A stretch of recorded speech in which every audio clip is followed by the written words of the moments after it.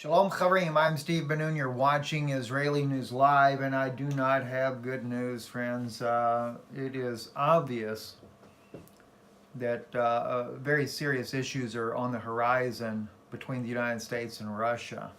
Um, and The latest news that I have coming out right now, this is on DVIDS, Defense Visual Information Distribution Service, has reported the U.S. has deployed the THAAD anti-missile system in first deployment to Romania. If you recall, we have covered a numerous troop movement to the country of Romania. To give you a bird's eye view there, if you're looking on the screen and behind you here, we can see Romania there just south of Ukraine. It borders Ukraine. Moldova is also right there in the middle and between the two countries here. You can see there, but also in the southern part of Ukraine connects to Romania.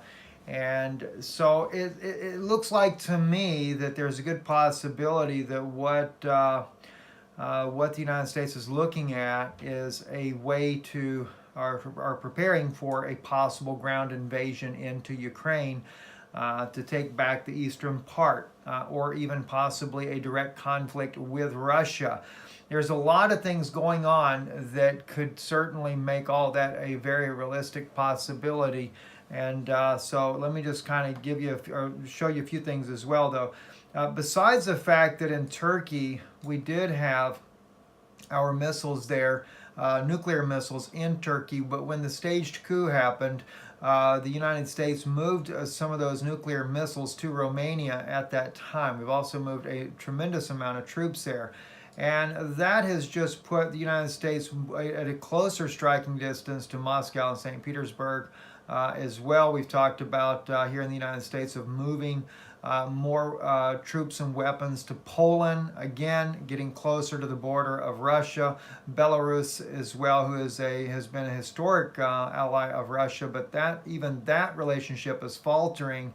And then on top of all of this, besides us moving the THAAD system there, Putin has announced today that he is submitting a bill on the suspension of the INF treaty with the United States. Now that's just on the heels of the U.S. doing the same thing. Back in February, if you remember, President Trump, he pulled out of the INF treaty there, stating that Moscow had actually violated the treaty with the testing of the Eiklander M missile, the 9M729 missile, and that's the reason why the U.S. came out of the treaty. Now Putin has submitted this before his own parliament to be able to pull out of the treaty, but with the discretion that he can go back into the treaty at his own say-so. And of course, I believe this is just more so, it's more of a political move on Putin's part to show that Russia has tried to be cooperative with the United States, but unfortunately it's just not happened through the Trump administration. And granted, this is one time I kind of have to take up for President Trump. I don't take up for him very often, but it seems to me that he has tried on multiple occasions to establish a relationship with President Putin, but has always been blindsided by those in his own administration, as well as the deep state itself, those that want these wars that are going on in the Middle East there. So it's a sad day for both presidents, and I'll just tell you too that I had a very interesting conversation not too long ago. I can't disclose most of that conversation, but I will say this here, that it was told to me that Putin was hoping that maybe he could do a working relationship with President Trump, but he knew that President Trump did not exercise real power. We're talking about information that was shared with me from someone that knows President Putin personally. So this is what we're looking at right here, and it's also was a shocking revelation from what I can see as well, that Putin doesn't believe that Trump has the power as president that probably most Americans thinks he has. But you know, even Trump's own admission when he said he was trying to pull the troops out of Syria, but the deep state wouldn't let him. Well, that should let you know right there, he does not have power. He's only a figurehead. You vote someone in you think has power, they have no power. So that's a problem. And Russia, it seems that Putin has far more power as the president of Russia by far than what President Trump has here in the United States. So they say that Trump is the most powerful man in the world. He's not, plain and simple. I guess in that regards, Putin is more powerful than Trump. At least as far as in his country. But both men have made alliances with some of those of the radical Talmudist side and the deep state there, the THAAD organization, and they both pull the strings in both countries as well, which also helps or is one of the major causes of why we are in the wars in the Middle East and why we are at odds with one another over Ukraine, over Venezuela, etc. So none of it's good. Also, too, our good friend Lorenzo here from Italy on Already Happened, he was sharing with us the THAAD system being moved. He's also shared Amichai Stein's report. Bolton says evidence of Iran being behind the UAE tanker blast will be presented at the UN Security Council as early as next week. We have Trump saying as well that if the U.S. Will respond with military force if its interests are attacked by Iran.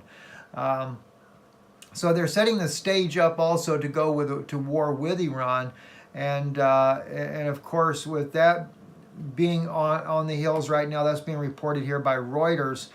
We've also got another situation too, and this is right now going on in. There has been negotiations between Turkey and with Russia to reach a ceasefire in Idlib, according to the defense minister. Now, the Russian defense minister, that is. But I hate to break it to you guys, those talks have failed. The Turkish government was demanding that the Syrian Tiger forces pull back and back into the safety zone, and Russia refused to concede to the Turkish government. I've stated this over and over and over. I'll state it once again. Never did Turkey have Russia's interest at heart from the very beginning of the coup that happened, the Maidan coup. And it's all been a game. It's been a scenario. It was only to get Turkish troops inside of Syria. The deep state definitely wants to take down Syria. I know personally from contacts in the Israeli intelligence that Damascus is definitely on the chopping block, and it appears to me that, of course, not Russia, but the United States and the European Union are going to push to take down Damascus.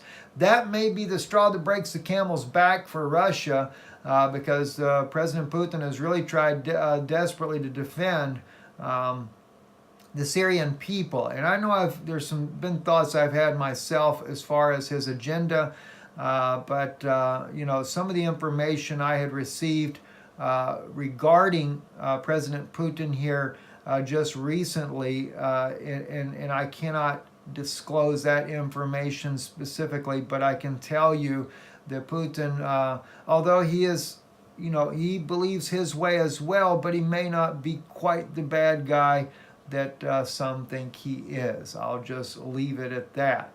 And but anyway, let's continue on. Like I said, we've got here the Turkish minister said that expects Moscow to use its influence on Damascus to stop the ongoing Syrian Arab army military operation around Idlib. He also stressed that Ankara will continue its de-escalation efforts in Idlib within the framework agreements made in Astana process and Sochi conference. Again, that talks have collapsed. Also, too, a friend on our Facebook page had sent me this, and I forget who it was. I apologize, but just want to thank you for it. ABC News for the second day in a row. U.S. military jets intercept Russian bombers off of Alaska. And it's tense, guys. It's very tense. I am trying to get caught up on a lot of these things that are going on. Also, this is actually NATO forces inside of Ukraine. Yes, they are there. Personnel from the NATO Defense Education Enhancement Program yesterday visited the Mykolaiv NCO Training Center, where some members of the OP Unifier work with international partners to support training for the security forces of Ukraine. So again, very active participation. A lot more is going on, guys, than what I'm showing you right now. I am working on that. We've been dealing majorly with the situation with this upcoming meeting in South America and Colombia, and this really serious situation of trying to force Christians underneath Judaism, underneath rabbinical teachers in Israel today, that this is what the true remnant are. And it's a trouble for me, because it is a rejection of the true leadership of Yeshua, that he is the Messiah, and we're going to find that that's going to be taken down. They're preparing for a new world order, and militarily in a much greater way. Once they can destroy the nations and destroy nationalism, they want to destroy Russia, they want to destroy the United States. They're going to have us destroy each other, is what they're going to do, unless Christians wake up. And maybe that's something that our Christian friends in America and our Christian friends in Russia really need to come together as believers and say, look, we have something in common. Both our nations, Russia was a Christian nation before the Bolsheviks overtook it, and they put Jesuits in there to run the nation and bring about communism. Russia did a great job in trying to win souls to Christ down in the Middle East, or excuse me, the Far East, in China, and places like that. But they didn't want this faith of Christ to prosper in Russia. Same thing in the United States. There is a supplanting of the truth of the gospel of Jesus Christ, and it's being, the infiltration is at an unprecedented level. And of course, what are they trying to do as well? When we look at all these wars and different things at odds, they're putting all their laws, whether it be the Noahide laws, whatever it might be, they're putting those under education. Same thing that happened in the state of Florida when the governor of the state of Florida signed his anti-Semitism law. It wasn't about hatred towards the Jewish people. It was about silencing those that speak against the crimes of the state of Israel. You know, there's a lot of good Jewish people. There's a lot of good Jewish people that don't want the wars that are going on, and they don't want any part of it. In fact, the Jewish people are the ones that expose these things that are happening. But unfortunately, just like it is here in the United States, there is a deep state in Israel as well, and unfortunately it's a very extreme Talmudic leaders that are pulling the strings inside of the Knesset. Netanyahu is sold out to it. That's why we see all the evils that go on. And by the way, did you know that the first gay rabbi that was ever how would you put it, call it sworn in or become a rabbi, was done in Israel? Things that, you know, listen, I'm not against the people that have chosen this way of life as far as them personally. You know, that's not my point here when I say that. My point is to tell you the truth. And my point is too, because we have people of all walks of life. We have Muslims that listen to this broadcast. We have Jews that listen to this broadcast. We have Christians that listen to this broadcast. And of course, and amongst them, they have different factions of their own as well. I'm here to say we need to love our neighbor as ourselves. And I'm here to say also, as I brought up, and I didn't finish the process of this statement here, when it comes to Russia and the United States, the Christians of these countries should get together and demand that we don't go to war with one another. We've got to stop this cycle of violence that's being pushed in the background to create a new world order. That's why they slip all these things in the education bill. Same thing with Florida. Florida put this anti-Semitism in the education bill to silence the students in colleges and universities, those that are outspoken, and also to re-educate the people. Same thing about the Noahide laws. It's being placed into the education sector here. Why? They know, destroy the nation, you got to re-educate the people. Well, what do you know? Then you can really begin to crack down. As believers in Israel have told me that once they go to war with Iran and Israel ends up being attacked and they take a severe loss in Israel, that this is when the ultra-Orthodox community will come against the believers and they will be persecuted like never before. Don't forget the words of Jesus when he said, they will drag you into the synagogues and they will persecute. If they did it to me, they'll do it to you. He didn't say they're going to drag you into the church or the courthouse. They're going to drag you into the synagogues. Think about it. Let that soak for just a little bit. Don't forget it. Anyway, I'm Steve Ben-Nun. You're watching Israeli News Live. Of course, we're live today. And I know some of you had some trouble with the video that Yana did with Deanne Loper. I will be loading that video up later this evening on Yana's channel called Rise Up Children of God. And once I get it uploaded, I'll drop back and I'll place the link in the description on this news broadcast, but it'll be later this evening, so please keep that in mind. And also, we thank you for your support in helping us to stay on the air as you do. We are looking some more alternative options as well, once again, to try to get the message out to you guys as well. I'm Steve Ben-Nun. Shalom, shalom.